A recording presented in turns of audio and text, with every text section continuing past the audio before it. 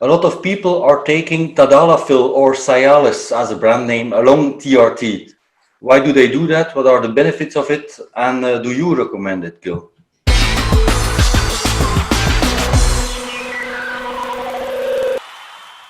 Yes, Tadalafil is the generic name or the medical name of the drug, also known as Cialis. Cialis is a brand name.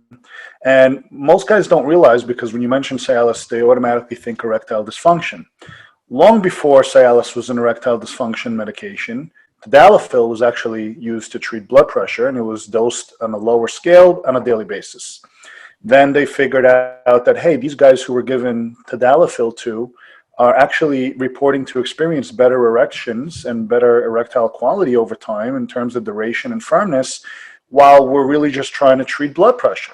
So the makers of Cialis said, hey, if we can patent this as a drug and give it a name, we can actually sell it as, a form of a Viagra with a longer half-life.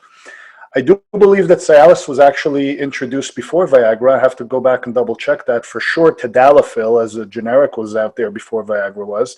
But either way you chop it, guys always constantly think, well, this is an ED drug. I don't have ED. Why would I need this?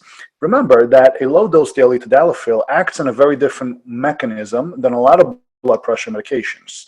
What this does is actually inhibits the constriction of your veins and arteries. So in a sense, it's called a PDE5 inhibitor. By inhibiting this action, you are allowing for vasodilation. It increases nitric oxide, it opens up your blood vessels, it allows more blood flow and improves circulation. This is how it lowers blood pressure. It's like taking a fire hose and running the same amount of volume of water as you did via a garden hose. The volume doesn't change, but the pressure is reduced. By allowing the blood to pump more fluently and efficiently, you are giving your heart a little bit of a rest, you're giving your kidneys a little bit of a rest, and you are improving the quality of blood flow to your tissues. You're going to get more oxygen, more energy, better erections, better pumps in the gym. And I believe that as a result of lowering the blood pressure, it also has an effect on the prostate by preventing benign prostatic hypertrophy. So this has a good effect as we age, and we know that men's prostates tend to hypertrophy and increase in size and press on the bladder and cause incontinence overnight, usually for guys who are older. This can help prevent this. So we've seen PSA numbers come back better for guys who are using Tadalafil indefinitely. And the normal common dose for daily is 5 milligrams. It's the most common one you'll find, and that's usually because the Tadalafil tablets come in 20 milligrams. We happen to have an ODT, which is an orally dissolvable tablet that goes under your tongue, does not require water. Helps a little bit with the first liver pass, which a lot of guys complain that can cause some GI issues. And this will come in a 25 milligram tablet that is scored into quarters. So when you break it, you got 6.25 milligrams. And I found that this is a tremendous tool for pre-workouts. The vasodilation effect and the blood pumps you get out of this is great. And to know that it has improved health benefits on top of this is really nice as well. So I do think this is a nice tool to add for TRT. And for a lot of our guys over 40 that begin TRT, we often recommend that they start a daily Tadalafil regimen with it. This also goes to help with those guys who are very concerned with the erythrocytosis and blood viscosity. Again, we have a whole video on that and why it's not as big of a deal as guys think.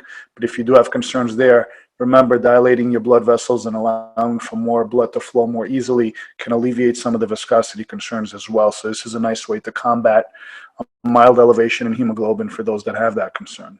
Overall, I do believe that daily Tadalafil is a nice benefit for some. And I think for more people that it is than it isn't. And, unless you really have gastrointestinal issues, or it is contraindicated for some nitroglycerin and possibly other blood pressure medications, because you don't want to have a compounding effect of lowering blood pressure too much. So, if that's not the case, if you're not too hypotensive as a result of your other meds, by all means, this is something that I would consider, and I do use it myself. And that's 5 milligrams in the AM? Ideally, I like it during the day because I like it during my waking hours. Like I said, I find benefits in the gym with it as well. So to me, it's something I use in the morning. If you want to take it before bed, remember this is a 36-hour half-life. So when you take it throughout the 24-hour cycle really doesn't matter, because by about day 7 or 8, you're already at a steady state after having the doses compounded. You're pretty much stable all the time. I just take it in the morning as part of my morning routine when I wake up. I leave it on my nightstand, and on my way to brush my teeth, I grab a quarter of a tablet. It goes under my tongue, and by the time I reach my toothbrush, it's already dissolved. Oh, you have these kind of troches. Yeah, so it's an ODT. It's an orally dissolvable tablet. Mm-hmm. So think of like a sugar pill almost. Like you literally break it with your fingers, and it goes under your tongue. It's got no flavor. And within about 10 seconds, it turns into like a powder, mixes with your saliva. I keep it sublingually for about another 15 seconds, let it absorb into the capillaries of the tongue, and swallow whatever's left over. And there's no need for water or anything. They come in individually wrapped little tin foils, and you can even throw them in your pocket if you're traveling. We don't have that here.